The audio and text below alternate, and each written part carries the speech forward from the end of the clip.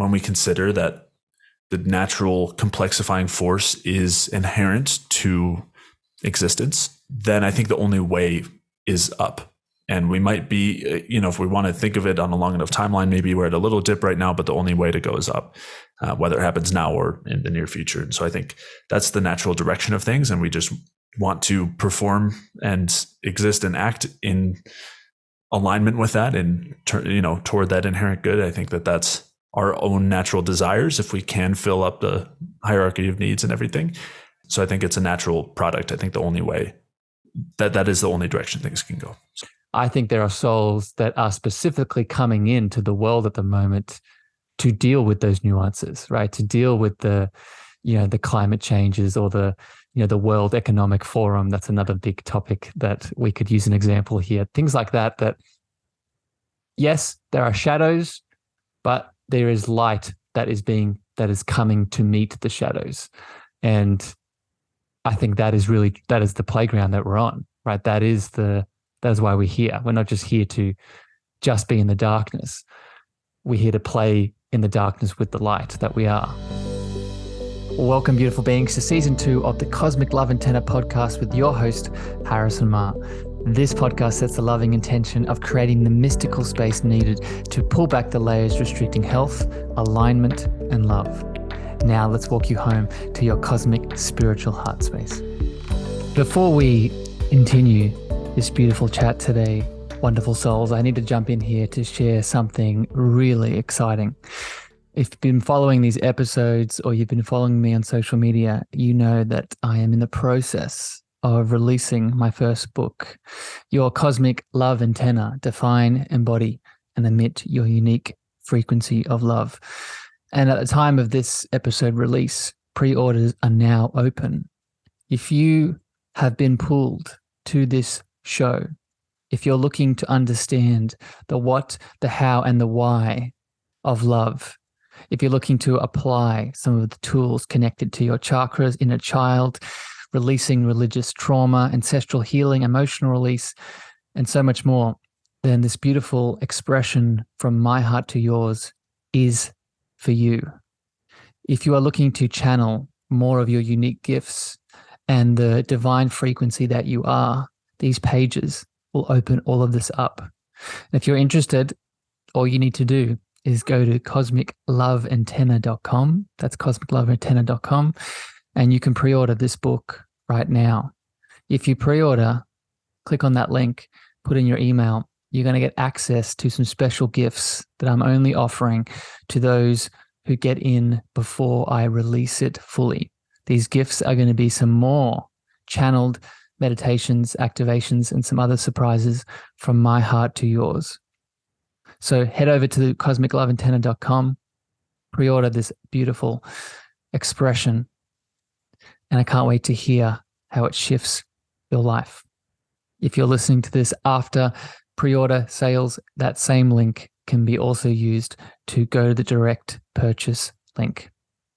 Sending love, and I hope you enjoyed the rest of this episode today. Good morning, evening, afternoon, powerful beings, energized beings. Welcome back to the show, and welcome back to another deep conversation into the mystical spiritual world.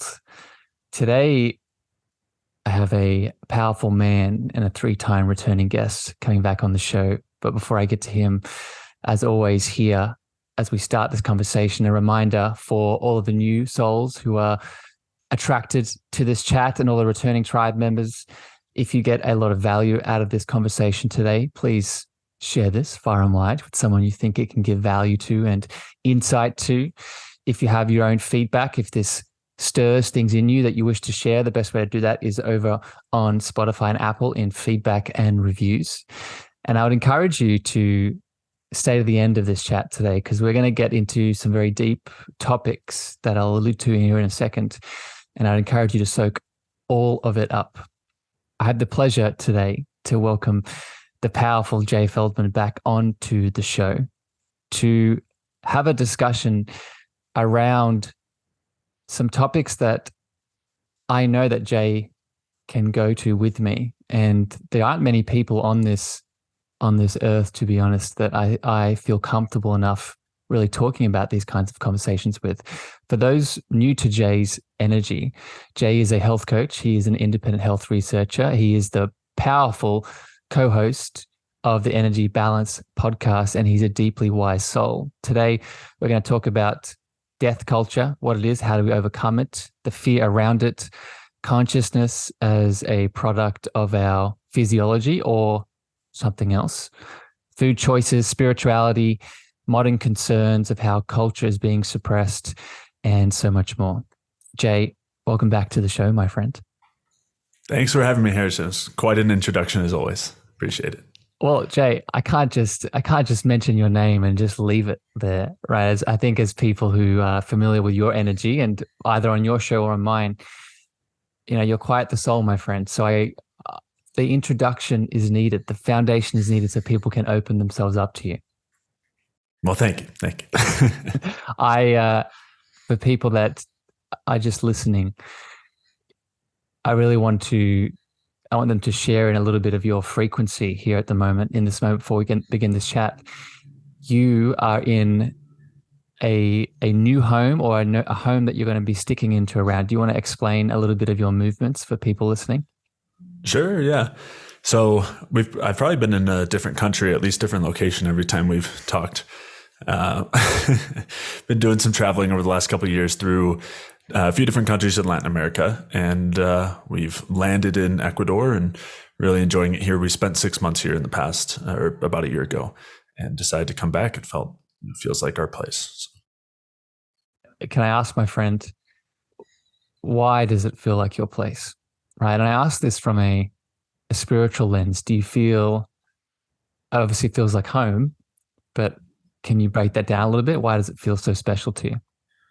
Well, that is actually one of the main reasons. When we came here the first time, especially this town that we're in, it felt like home from, pretty early on, and more, on a completely different level than anywhere else that we've stayed. And we stay for a couple months in these different towns, but it, has a magic to it, and it just feels right. We also feel like we have family here, just people that we've met and become close with, and that didn't happen in other places. And I think we feel that with a lot of the people here. It's a very friendly and welcoming place. So those are some of the biggest reasons. Can I ask, Jay, because I can't help myself, can I ask, we haven't spoken too much. I think people can allude to it from what you share, but we haven't spoken too much about your spiritual practices. Are you a meditator, my friend? Do you connect to prayer? How do you connect into the bigger world in your daily routine? As far as daily routine goes, meditation would probably be one of the main things that fits in there. It's not something that there's periods of time where it's always in the daily routine and periods of time where it slips away. And part of that is because at some points, maybe I don't feel I need as much time with strict meditation. I think other times it's because life just happens and things, our focus on that side of ourselves gets away from us. So there's always some of that too. And there's other aspects as well. I mean, I think a huge component is also spending time in nature, and that's something I prioritize, and spending time in the sun as well. So yeah, those would fall in those practices. The reason I asked that, Jay, thank you for sharing. The reason I ask is, the land, I'm sure you know this, but just for people listening, and I'm using you as an example here, this land that you have a pull towards, it speaks, right? It speaks, it has its own voice. And right, and we don't even need to get into ancestors and lineage, and I'm sure that plays a component. But, Jay, maybe in the future, when you feel called, open up your heart to the land, because this feeling that you have of being in the space where you feel like home, in my experience, there's usually a deeper reasoning behind that. And how we can get to that reasoning is in a meditation, being out in nature, like you suggested, and asking, what do you have for me? Is there something here that I need to feel and acknowledge? Does that resonate at all, my friend? Sure. Yeah. Yeah. And I think the goal with, at least the way a goal that I think of when it comes to meditation is to practice that presence, being present, practice that awareness. And so ideally it's something we can try to exhibit throughout our entire day as opposed to just in that time. But yeah. And I think we need that to be able to tune into those things. Yeah. Which segues here into one of the first topics I want to get into with you. And this, we were speaking about this before we started recording. I sent you a couple of messages yesterday, and we were discussing, diving into this. And the theme here is death culture. And I want to give a little bit of context just for people maybe new to this term or haven't heard it before. To me, what it represents is a culture that we live in that is very incessant on doing all the things and getting all the things in, whether it is within a day, a month, years, and a consecutive lifetime. And I think this has created a symptom within a culture where we're continuing to push and trying to get in as many different things because we're concerned about what happens. We're worried about this impending death. So with that context, my friend, I'm wondering if you want to speak to this and how this impacts maybe some of the work that you see in the world around energy and what we need to be mindful around. Yeah, it's obviously a unique topic and something that isn't discussed very often, but I think there is an underlying fear of death in our culture. And I do think that is both a product of, but also something that drives a certain state of being. And so, as you're kind of alluding to, if we have this fear of an end, I think it kind of like the opposite of what we were just discussing in terms of meditation and presentness is it immediately removes us from being present and requires us to, I don't know, I'm sure we can discuss on a few different levels, but on one hand, it maybe orients us toward doing everything we can to preserve ourselves, to avoid death. We can spend a lot of time. Right. Yeah. We can spend a lot of time and effort and energy in life toward doing the things that we can do to potentially extend longevity. Again, not to say that any of those things are inherently problematic, but it's just kind of an orientation. I think it also is one of those things that I think much like maybe any fear, it removes us from the present. It requires us to orient ourselves towards some particular destination, or in this case, avoiding a destination as opposed to the appreciation of the journey, right? I mean, that's sort of kind of very cliche appreciation of the journey and not focusing on the destination. But I think fear is something that very much pulls us away from that. Yeah. It to me, it brings up many things, but the thing that in reference to your work, my friend, that word longevity, I first was exposed to you when you were having a chat on the Ben Greenfield podcast. And for people that are unfamiliar with Ben's work, he is a very powerful man and soul within the longevity realm, right, with biohacking and health. And it's interesting within this field of longevity, which I would actually count you a part of, my friend, within the work that you do around energy and the bioenergetic view. There is this desire to increase longevity by doing all these things, right? Whether it's the cold therapy, the hot therapy, the fasting, but in the act of doing all these things, like you just described, we're removing ourselves from the present moment. We're removing ourselves from the actual essence of life. And that in turn, this is what I want to get your thoughts on here. This is the contradiction. That in turn decreases our longevity, right? Because if we're focusing constantly on the future of what may or may not happen, that's causing us a lot of stress, is it not? Yeah. And that compounds when the things that we're doing in the name of longevity happen to also be drivers of stress. Uh, yeah. And another interesting dichotomy or kind of line to walk here is, of course, I don't think there's an inherent problem with a desire to support life. I think we want to be in, that is an orientation that makes sense, that does, I think, directly go with our biology, is to support life. And as a part of that, I think doing things that would help to increase longevity would be beneficial. But I think there's a difference between acting toward that out of fear versus out of a desire to support life or to provide or support others or something like that.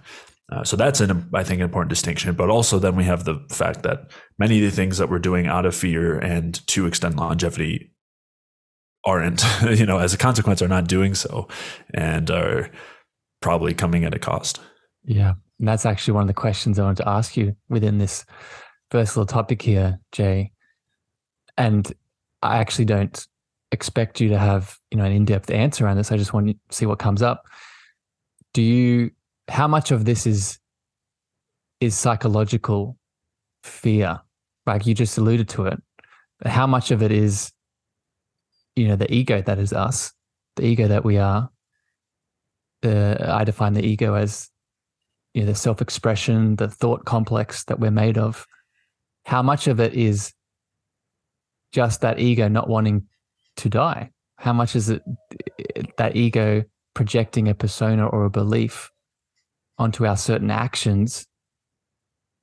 What comes up around that, my friend? Have you had experience with starting to move into that world?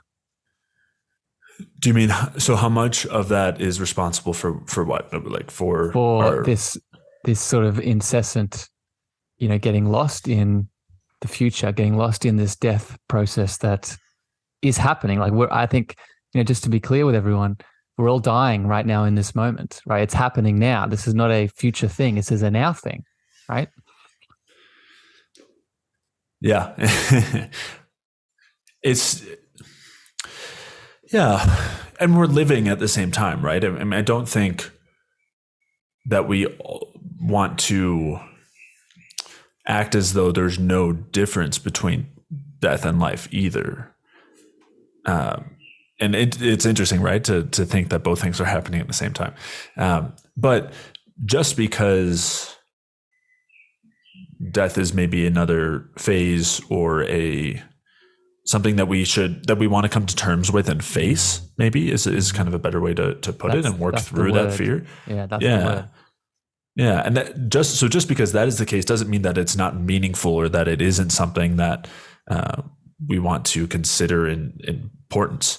It doesn't mean that death is meaningless. And so I know I'm veering away from your question, but I think that is something that we see in all sorts of aspects of our culture, even our nomenclature around it. When we say that somebody passed away as opposed to somebody died, that's something that always bothers me. It's I think and again, most people are doing it unconsciously, but it's a mode of avoiding facing that reality. Yeah, it's a reality we don't want to come to terms with. And I don't think this is veering away from the question at all, my friend, because this is how we move through the psychological lens of this, is realizing that our belief system around death is inherently flawed, right? For most of us, death is an end, but death is not an end, right? Let's just look at it from an energetic perspective, from an energy lens, right? Is energy destroyed? Does it end? In my experience, and I'm sure in your experience, Jay, the answer is no there. It's either moving or transforming into something else. So I think this is a definition game. This is a belief system game. I think we need to change, and this is what I was mentioning to you yesterday. I think we really need to look back at, again, going back to what we spoke about at the start, the land and the cultures that we've come from. How did they view death? Was death an end to them, or was it something else? Yeah. And I think along with that, with the reverence for it and the recognition that it is a shift, right? The idea that energy is not getting destroyed, and that considering the lack of separation between us, that we are all kind of continuing one life and, Yes. as one system, one living system. With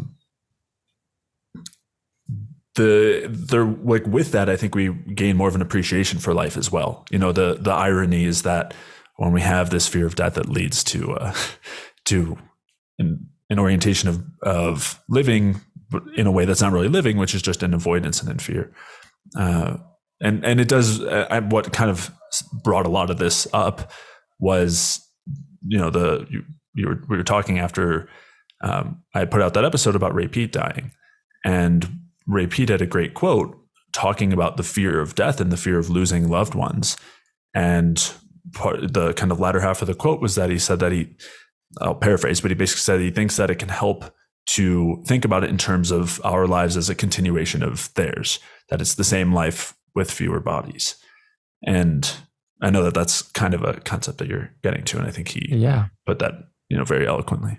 Yeah, it's beautiful. Thank you for bringing up that quote. I remember listening to it and I forgot about it, and it's perfect. It highlights, just for everyone listening, when we can understand, when we can zoom out this far, then suddenly our day-to-day choices, we put them in a different frame, right? We start to see that, let me just get super practical with it.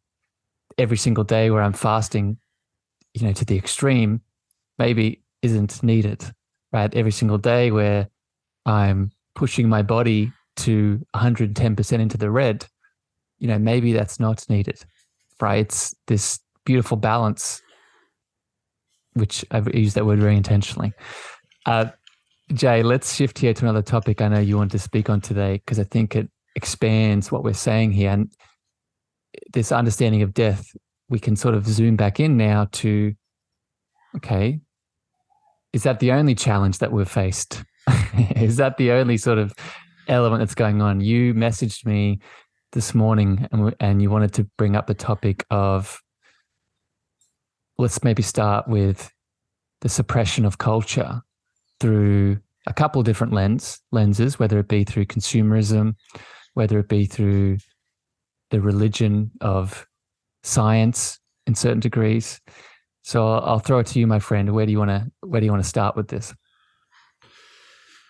Yeah, I think the fear of death and the kind of avoidance behavior that it drives is one of a handful of features of a very sick culture that we exist in. And there are a handful of other branches. And I think that this isn't by accident. I think that there are reasons why our culture has been designed over time and developed in this way. And I think we see that become clear when we look through these different arenas. And so it's nice to kind of dig into these different aspects, because I think it elucidates the drivers of how we're feeling on a day-to-day basis and how we exist that we aren't often aware of. Yeah. And the awareness, Jay, sorry to interrupt you, but the awareness, that's what helps us change it, right? If we can see the thing that's unconscious, then we can make a different choice. Yeah. And when we're talking about a heavily imposed culture on a society, awareness is a huge piece of it, because it's making any change that requires massive shifts and movement in terms of thought processes and then in terms of action. And that's not going to happen without the awareness, and it requires a large scale as well. Yeah. Yeah. So I'm being pulled, my friend. I want to hear some of your thoughts around the almost religious dogma around the Scientology science arena, because I know this is a world that you spend a lot of time in, right? And you so passionately. And again, I just want to plug for new people listening, I'd highly recommend you tune into Jay's beautiful podcast, the Energy Balance podcast. And he does a really beautiful job of bringing the science in, but highlighting it from different lenses and his perspective. So, maybe we can break this down, Jay. Why do you think this is a challenge, the specific, the religious nature of some of the dogma around it? Yeah. So we like to think of science as an objective field, But much like any others, it's influenced by many of the same powers that influence other fields.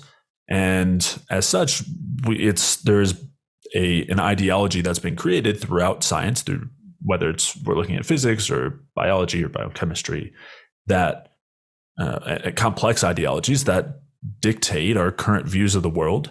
And this involves modern medicine, and it involves nutrition science, and I think sometimes it's helpful to just point out some of the clear examples, and then we can explore how these devices essentially have effects on us as a society.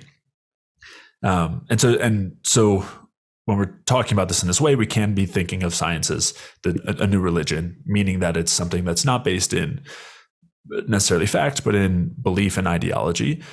And so sometimes it would be referred to as scientism. You mentioned Scientology, which that's an actual religion. Thank you for correction. Yeah. but it's a funny, that was a mistake on my part, but it is looking at it now, it's a funny connection there, because, the reason I wanted you to speak to this is, as the individual that's looking for answers, right? As the individual that's looking to, maybe let's use the example, to reclaim their energy balance, and they want to look at the science. If they're unaware of this belief system that is very religious in nature, then one could get lost, right? One could get lost, especially if that person, and this is what I want to get your thoughts on too, especially if that person isn't listening to their own body, right? If they are taking that science as the truth rather than their truth, right? Yeah, absolutely. So what's the answer, Jay? Well, how do you, I'm wondering, how do you move through this? How do you, as a science researcher, someone who speaks on these topics, how do you balance out, the dogma, the belief systems, with the very real science that exists, and then taking action and doing something new for your own being? So I think that is in many ways the answer. And I know this is something we talked about probably in our last, maybe both of our last conversations, but the idea of anti-authoritarianism is a starting place, because if we are in the mindset that we are going to outsource our beliefs on a topic to quote scientists or quote doctors or media or whatever it is, we are preventing any sort of resistance to the potential ideology there, and also we're left very vulnerable, I guess you could say, and so that's part one is taking back that autonomy, taking back the power to actually come up with your own beliefs based on evidence. And that requires taking time to think critically on different topics and expose yourself to different sources of information. And that's tough to do. And this goes hand in hand with other things we'll talk about, which is that we have been suppressed as people to a point where we are supposed to be we aren't supposed to have time and effort and energy to be able to put toward that. There's this, in this documentary I was watching, I think it was probably an Adam West documentary. I believe it's Adam West. He was showing it. So in terms of marketing and propaganda, there was this maybe it was from the 50s, this report talking about how news and media were starting to put out stories that weren't entirely factual, for some sort of gain, some marketing, publicity, public relations, those kinds of things. And they were basically suggesting that you create a chart and you grab all of the newspapers and you compare and contrast all of the different stories with each other, and then compare that with some other source, and then you're able to come to some conclusion, but you have to track it over time to see which ones you can trust. And it was this very complex suggestion, which at that time might have even been more reasonable. But to think that anybody is going to go through to that length nowadays to verify the source that they're using or the information that is coming across them is so far from reality. I mean, to the point where I think most people don't realize the beliefs that they're being indoctrinated with to even do that. We're decades, literally many decades deeper, into this problem at this point, to this web. This cultural suppression it brings up something here that I have to throw in, and I want to get your thoughts on. And it's connected to what you're talking about in terms of coming back to your own truth, right? And putting yourself first as the beacon of truth in what you're taking in. It's the role of intuition, right? It's the role of our inner knowing, right? It's many of us, and this fits within this suppression topic we're speaking about here.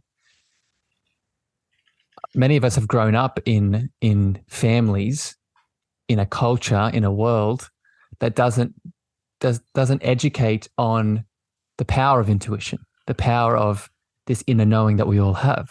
Right? We spoke about at the start of this chat about you living in this new place that feels good to you, that feels like home.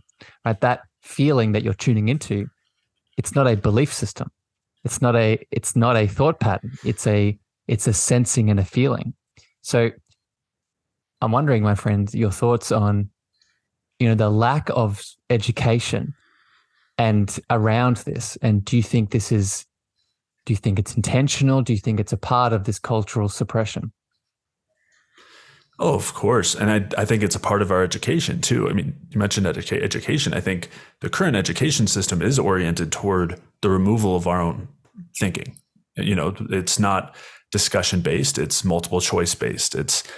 I, as the teacher, instead of teaching you how to think critically and learn, I teach you the fact and then you regurgitate it back to me. You have to remember them all.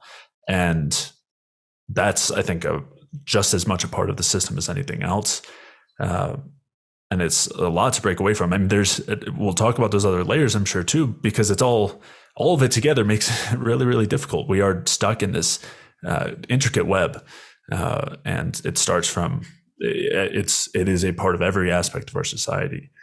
And just as a real quick footnote, I meant Adam Curtis documentary, not Adam West. Adam West isn't he the Batman actor? Yes. Yeah. It was a nice image regardless. That's so interesting that came up because I was calling you Mr. J at the start of this chat, and I was having some Batman imagery coming in. So it's funny that you picked up on that. I want to jump to another topic here, Jay, but I want to check in. Anything else that you want to speak to around this cultural suppression? I know this was moving through you before our chat. So any other pieces you want to add in here? Yeah, I mean, I think that we are being assaulted on all angles here, right? We've talked about it in terms of education, mentioned it in terms of education. We've mentioned it in terms of maybe some of the basics of science, but I think there's a handful of things. So in talking about things that occupy all of our time and effort and money, a huge part of that is that there are massive systems in place that market to us, that convince us or propagandize us to think that we need to buy lots of things to provide an emotional response to become happy. And this is not by accident.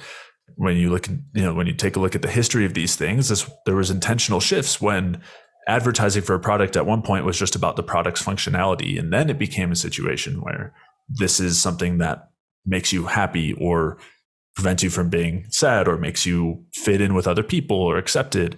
And then we started using celebrities as faces for these products. I mean, again, we're so far past this at this point, to the point where it's hard to sometimes discern what's an advertisement and what's not when you're watching a movie, and all of the product placement in there. I mean, we don't recognize. Not only do we often not recognize these things, but we don't recognize that this isn't quote normal, or this isn't how it used to be, and we're inundated at all angles to spend all of our money on these things to keep us as a cog in a system, right? So a system that's creating dissatisfaction that we are trying to fill with consuming items or things, and nice clothes, nice cars, whatever it is. And then in order to do that, we have to continuously work. And again, the estimates from 100 years ago about the advancements in technology were basically that we would be at this point working 2 days a week because technology would have advanced so far that to create the same level of output, we would barely have to work. I mean, so much can be automated, and there's so much better farming practices and whatever the kind of ideas were. And we're only working more than that. Yeah. I mean, like massive amounts more than ever before. It's almost as if there isn't a destination. It's almost as if that this big machine that you just beautifully highlighted, all the different components of it, this fits in perfectly to what we were speaking about at the start of this conversation around the death culture, right? That this is the machine that is exacerbating the death culture. This is the, the animal, if you want to call it, that is keeping us. And again, we need to remember that we're in control here. But until we remember that, this is the running, this is the treadmill that is keeping us in that unhealthy relationship with the death, because all of these little components are making us, or seemingly making us, feel like we need that next hit, right? Whether it's the food, whether it's the movie, the celebrity, and I want to give a practical tip here, and I'm interested to see how you deal with this, my friend. How I deal with this personally, how I sort of snap myself out of I refer to it as the matrix at large, right? I call it the matrix at large. How I snap out of it is, one, dropping into the presence that we spoke about earlier, but also in that moment, asking myself the question honestly, do I need that thing to be enough? Do I need that food? Do I need that mask of beauty? Do I need that hit of, sexual interaction with that person to be worthy in this moment, to be enough, to be, I would go as far as to say, divine? And that usually wakes me up. I'm wondering, how do you deal with it, my friend? How do you sort of detach and see the bigger reality? Yeah, that sounds like a good technique. I don't know if I have anything like that. I think for me, it's something that it's become a part of my life, right? And this is partially out of necessity, right? Because so a recent, let's say relatively recent aspect of this is buying clothing. So I've been traveling for a couple of years. I've been living in a suitcase with, the clothes that I have. And so recently, we're moving to this place where we're sticking around longer term and needed to buy some new clothes. And we can do that kind of unconsciously and buy whatever looks good or is inexpensive and cheap or whatever it is without, recognizing the potential effects of that, and recognizing that, well, normally when something's cheap, it's either made with very cheap material, which could come at a negative health effect potentially, or it's made with very, very cheap labor, which could come at a detriment to the people who are creating that item.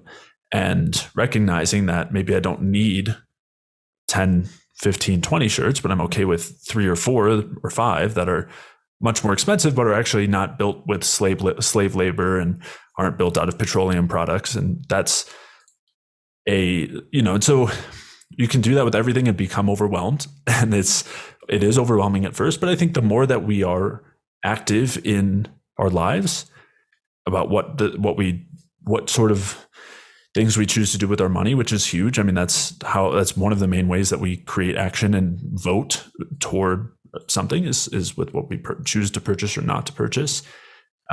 Choosing, I think a huge one is, and again, this is part of the web, but not only do we typically not have time for these things, but we also don't have money to pay for the expensive things. It's not always easy to find the information about these things, but also we don't have it's overwhelming to do all this in addition to the overwhelm of daily life, among other things. And so it's something that I think we have to tackle one step at a time, but really evaluate our consumption in every way. Be careful anytime so maybe this is like talking about techniques. I think it's helpful to build in certain reflexes anytime that we are, and this word is so overused, but triggered by something. So we were talking in the last episode about identity and trying not to identify with our beliefs. I think that can be something where anytime that we're finding ourselves upset about something, I think that's an area to look inward, or a time to look inward. and explore where that's coming from and really be open to questioning ourselves and why we're holding a belief so strongly, or why it's bothering us to consider the possibility that it might not be accurate.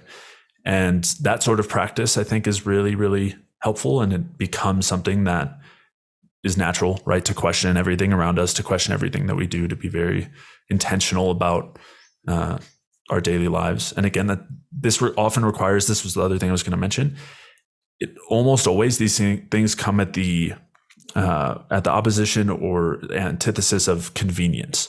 So almost any time that we are choosing convenience, it's coming at the sacrifice of either our own health, safety, privacy, or those of somebody else.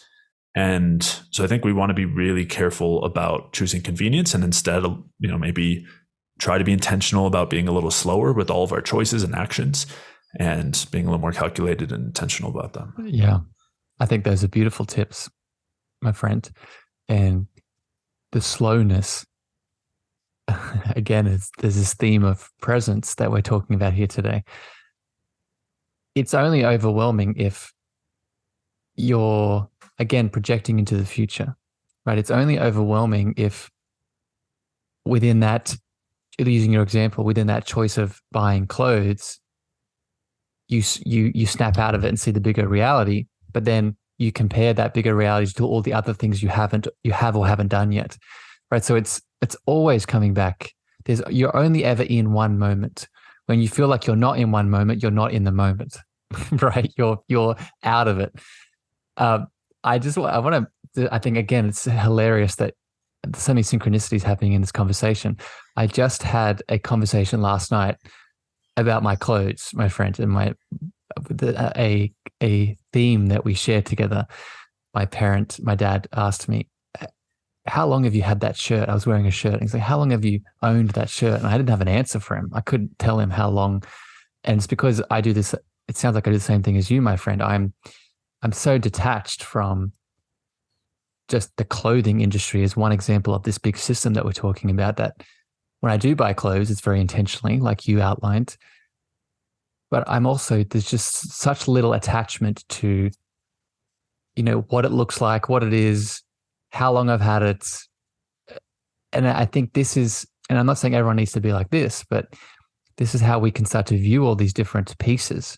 It's what gives the power to the system is our choice to give it power, is our choice to become it, to put on the masks, when in reality, we just need to take those masks off.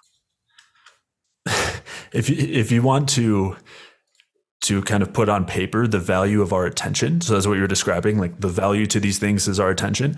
Consider how much money Facebook, Instagram, Twitter, TikTok make. That is all based on our attention that we give those things. You're not paying to use those products.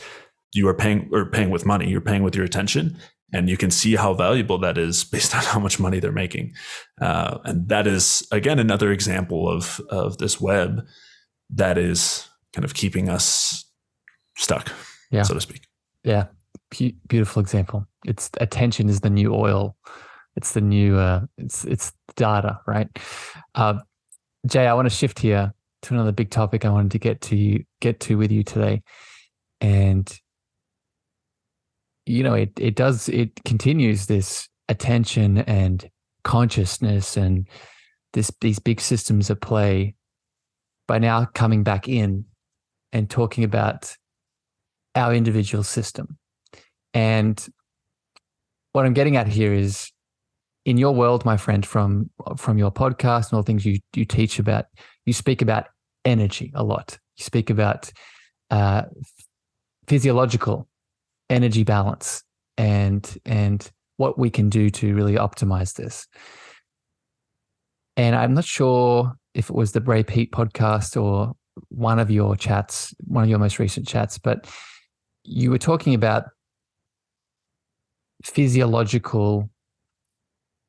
our physiological energy systems expanding the consciousness that we are. And what I want to get into with you in this moment is our consciousness dependent on our physiological energy balance? And if it's not, what else is going on? So let's start with this. I want to see what bubbles up for you, and then we'll go deeper. So what comes up for you around this, my friend? Yeah. Do you have an operating definition of consciousness, by the way? Good question. I would define consciousness as the unique frequency that we are. So to maybe add a bit more to that, the unique frequency that we are is, I would connect it to the spirit that moves through us. So both the soul, the individual soul that we are, and the spiritual essence that we extend out into the world. That's what I would define as consciousness. Does that help? Yeah, sure. So in short, I would say I absolutely think that our consciousness is the product of, I don't want to, so I'll say physiology, but what that can sound like I'm saying it is the product of some sort of mathematical equation, or it is the product of just our physical body. But when we consider that our physiology is directly, again, with no clear separation, directly influenced by every other aspect of our environment. Again, everything from the food we're putting in to the people we're around to the what's in the air that's around us and whatnot. So I do think it's in many ways a direct product of that, and our capacity for consciousness, I would look at as a phenomenon that's derived by a level of organization and structure, and that a basic principle within the bioenergetic view is that our capacity for organization and structure is the direct result of the energy that's available. And when we infuse energy into a system, it increases its organization, and you could say increases its consciousness as a result. Yeah. Beautiful. Okay. So this is where I wanted to get to at this point. And now I want to ask you a question here. Mm-hmm. So I agree with everything you just said, and I simultaneously disagree. And this is why. So sure. I think there's an and to this. I think, so for people listening, at the time of this release, you most likely, or you are interested in getting my new book that's just come out. And in my book, I talk about these. I talk about these two energy systems. And I would define what you just talked about, Jay, as the mitochondrial energy system, the system that is dependent on all the things that you just said, the structure, the form, the food, the air, the terrain in many ways. Mm-hmm. But this is my question, my friend. And I'm going to give an example here. Before this podcast and before what I'm doing now in the world, I was a personal trainer. And I would often see in the gym, I would see clients, they would fully push themselves to the extent of their mitochondrial capacity. So they would use all of their energy, and they would do that. They would do the 5 sets on the machine, and they would be depleted. They would be fully depleted. But then I would have certain clients that, let's just call them, they were more spiritually attuned and advanced. They would actually be able to tap into something else. They would be able to open themselves up, and they all had different ways of doing it, but they would be able to open themselves up and actually push themselves beyond their physiological capacity or load, and actually do another set and go further.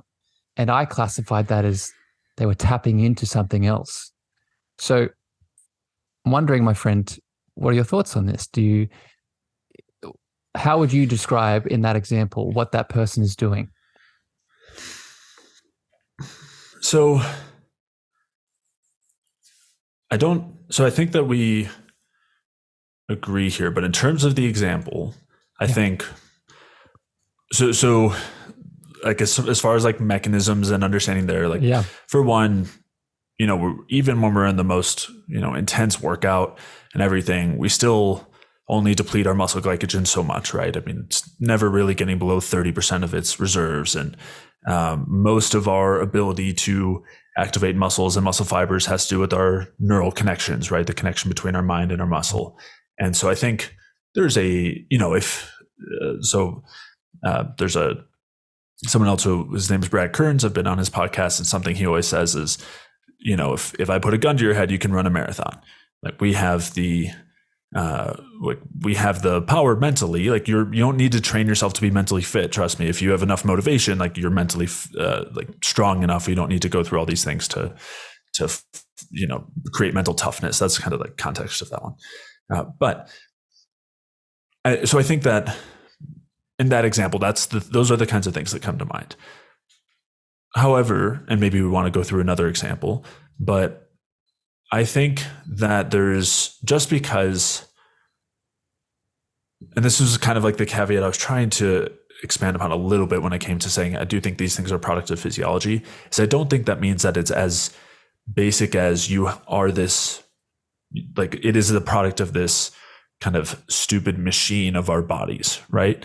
I think that there is a lot more going on, right? And I don't think that we are these. I think anytime that we treat ourselves as such or think of ourselves as such, we're missing some big factors. And I think there's a lot to consider. Like I think that there's a lot that's not considered in basic health and nutrition and physiology that should be considered. And I think that's probably an area where you're referring to. Yeah. So thank you for going deeper there, my friend. Like I said, this is, for me, this is just a sort of, don't want to call it a hypothesis, but a expanding understanding that I'll use the example of what I call this show, the Cosmic Love Antenna. And I've shared this example with you before in one of our last chats, my friend. I really believe that's what we are, right? And like the antenna system, we have this innate frequency, if you want to call that our deeper energy source, that like an antenna system is dependent on the structure and the form to express it out into the cosmos. But, and this goes full circle to what we talked about at the start of this conversation, when the physiological form ends and dies, is there something that continues? Is there energy that continues? Is there potential that continues? What comes up around this, my friend? Yeah, it's a great question. One that I wish I knew like a good answer to, or like really knew the truth, or whatever that truth is. But I do think that. What does your heart say, my friend? What do you? Yeah, I mean, so I think quite literally, we are always in interaction with the beings around us. There's a lot to be said for the field biology, the idea of measurable energetic fields around organisms, also within organisms. And this is something that took a long time, but has started to be more acknowledged in certain instances, like in growth and development of a fetus, that there's recognition that actually a lot of it is driven by fields, as opposed to the reading of the genetic map being the kind of contrary idea that everything is just like kind of building these blocks together, but rather it's a lot more artistic, you could say. And so I think there's a lot to be said for that. And we talk, when we talk about memory and the complexity of memory, I mean, there is no like part of a neuron that holds a particular memory or something. It's quite, I mean, it's so complex that we don't have, in our current terms, any way of identifying it, or in our current tools and measurements, any way of identifying how a memory is held. And then we come to the fact, and I think we brought this up earlier, the fact or the concept that a memory can be passed down. Yes. The rats and the fear of, I think it was the mice that were made to fear cat urine, and that fear being passed down. And I mean, there's a lot of complexity here that I don't think we measure or understand. And I think this is one of those too. And I do think in a literal, or I guess maybe in a physical sense, there's so little separation between us. Like we're so interconnected, quite physically interconnected, that I do think that there's something to that idea that it maybe in some ways very much is a situation where our lives do continue on in the bodies of others. And have you, Jay, looked into the work and the science of Rupert Sheldrake? Do you know who that is? No. No, Have you heard of the term morphic field? I don't think so.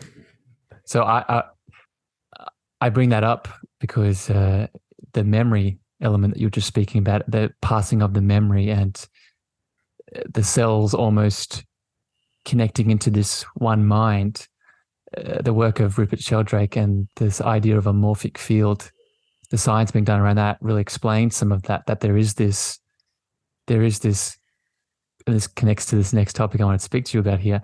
There is this consciousness, again, if you want to call it a field or a layer that we tap into that holds the memory that we're all connected to, whether you want to call it the one mind or the oneness that we're connected to, God, whatever the name. There is this field that we come back into and come out of that holds the memory, as one example. I'll have to dig in. I'll have to check them out. Jay, I'm really enjoying this conversation, and I really appreciate the soul that you are going deep into these topics, and I hope it's bringing value to people listening.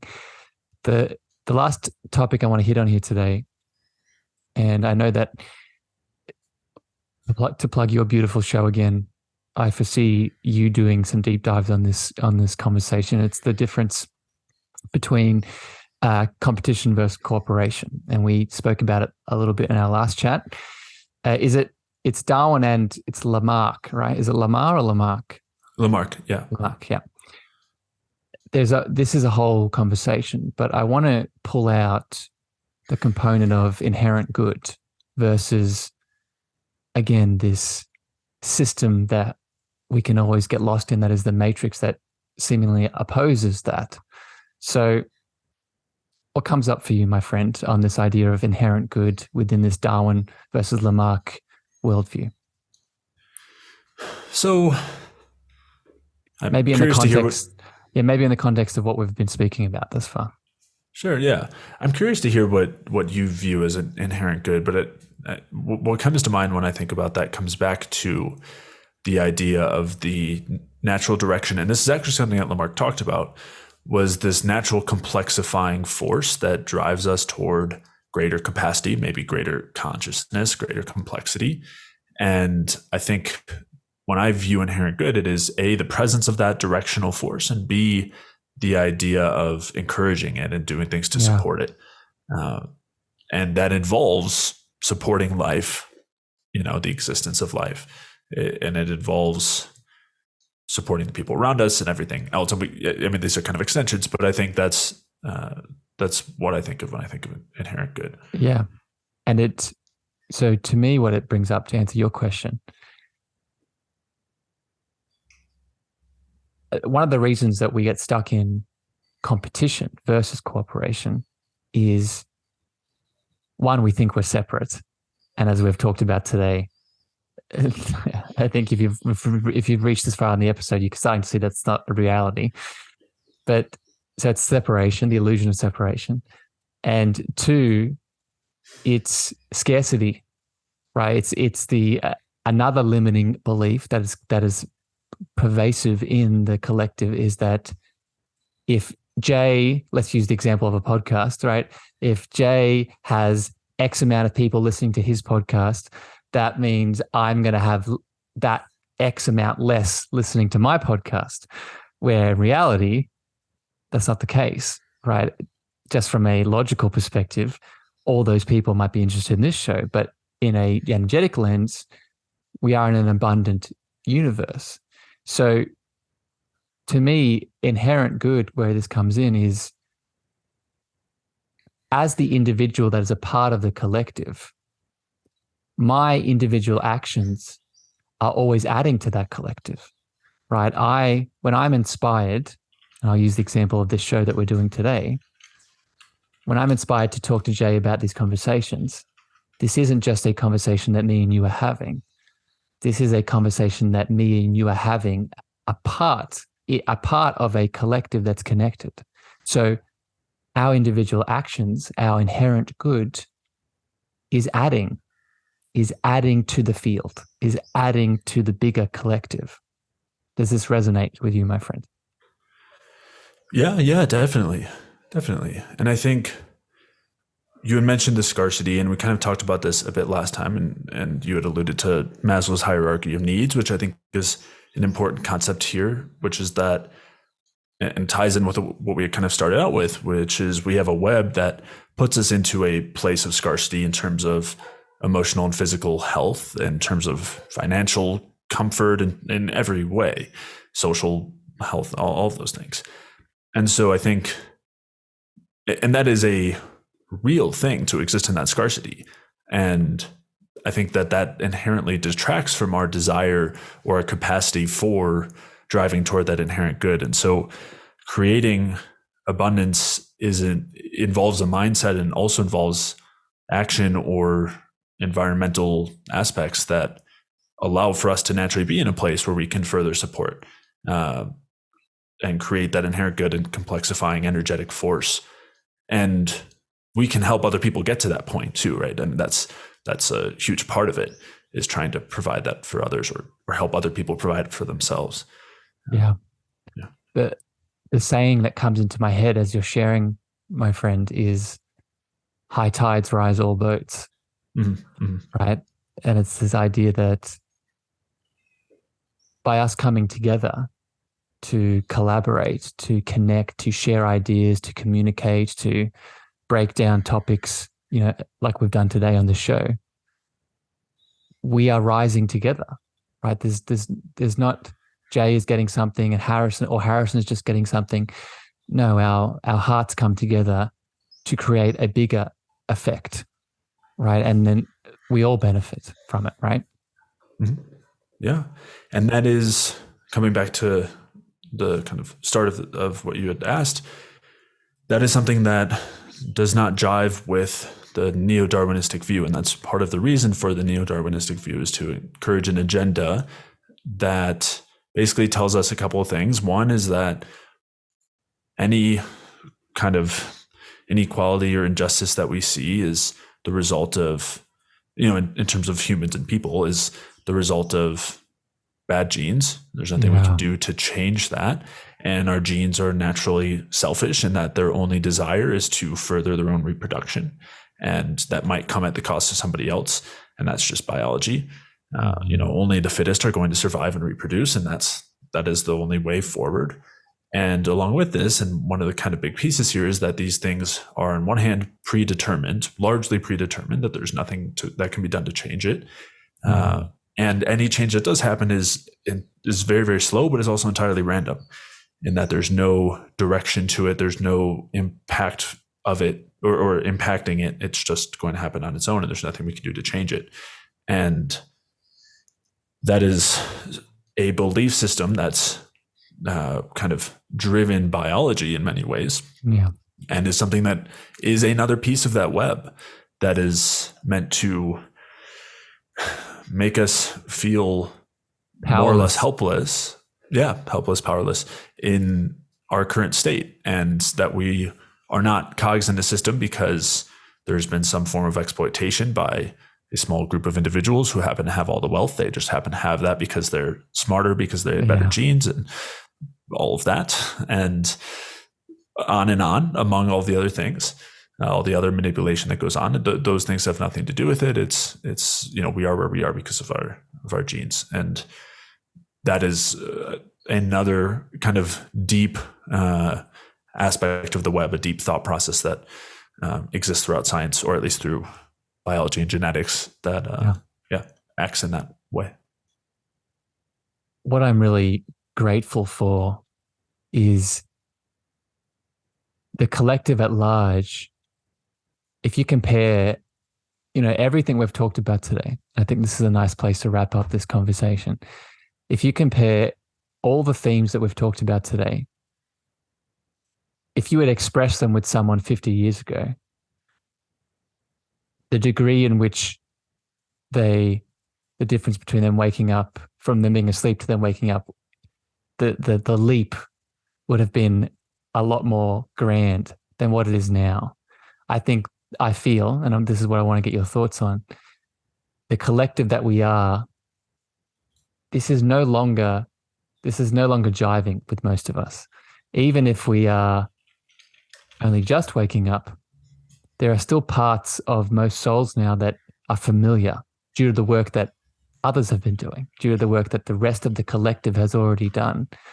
So I'm wondering if you've seen this, my friend. Have you seen that the collective that we are is either is waking up more and or is starting to realize that, oh, this is no go anymore. This is, we don't need to have this conversation anymore because I know what the real truth is. So I think there is some truth in that.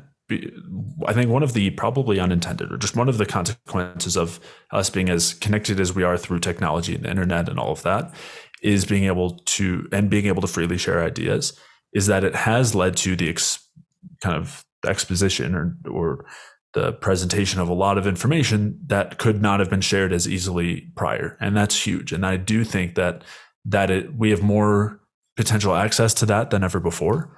But at the same time, we have more potential access than ever before to the fake version of that, to the version where somebody thinks that, and I'm like, who am I to say, but I think that there is a large portion of the world now where we think that we're awake, and in reality, it's just the next layer of the matrix, right?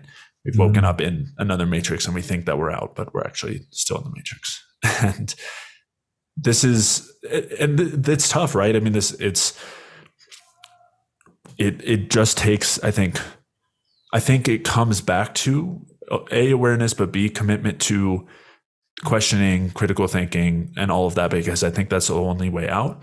But I think that we don't realize how much it's been stacked against us. And just to like throw out a couple of short examples here, I think, or maybe one that's a clear one, is when we look at a huge aspect of the feminist movement, which of course the idea that women and men should be equal in terms of their rights and everything is like a totally justified and understandable movement. But I think what happens is that movement became hijacked and was used to further agendas that actually not only didn't help women, but didn't help humans as a whole.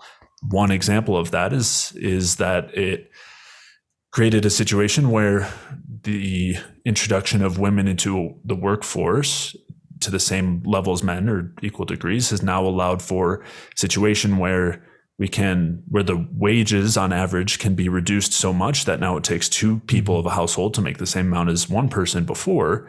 And we think that we're better now, but in reality, we have just created a greater transfer of wealth and put ourselves into further indentured servitude in a way, under the guise of it being about women's rights.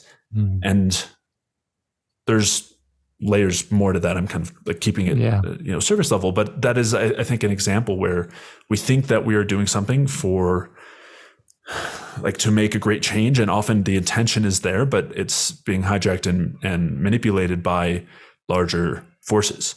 And I think there's very similar things going on with climate and environmental activism, where again, I'm fully in favor of supporting our environment and stopping the destruction of the Amazon and our food and water and air supply. I mean, it's like the extent to which the pollution is happening is terrible. But I think most of what's happening currently in that movement is not actually stopping those things, and instead we've created a scapegoat in something like carbon dioxide and oriented everything toward that. So we're not concerned about pollution because we quote offset our carbon footprint, sort of thing. And so I think there is a large portion of people who, get swept up by that, and understandably so. But I think that's why we have to come back to the anti-authoritarianism, critical thinking and exploration and questioning beliefs and all of that. I think that's our only way through. And that's why I really enjoy having these chats with you, my friend. One of the reasons, other than the fact I get to see a new setting in your background every single time of where you're living, but also because it's these nuances where the wisdom lies, right?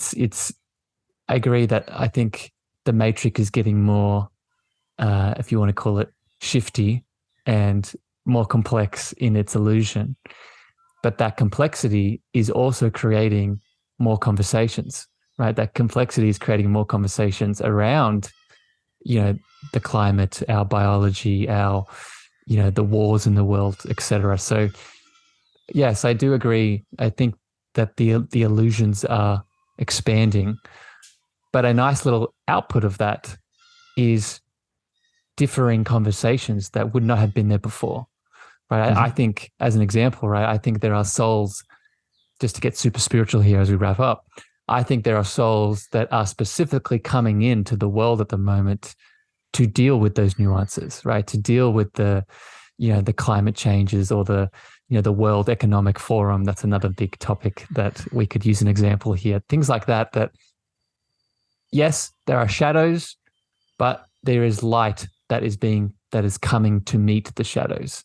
And I think that is the playground that we're on, right? That is why we're here. We're not just here to just be in the darkness. We're here to play in the darkness with the light that we are. Yeah, I agree. I definitely don't mean it for it to sound doom and gloom or all doom and gloom. I think there's a lot of opportunity right now. I think we do have a lot of potential power, and potentially more than ever before. I mean, I think the potential for organization on large scale is greater. I think that our ability to share information with each other is greater. I think those things are massive and will at some point lead to breakthroughs, massive breakthroughs, I hope. And yeah, Jay, I think. Sure. Sorry, but just your show is an example of that, right? The work that you're doing in the world, right? The work that I'm doing in the world, they're examples of that, right? And it's why we're here in many ways.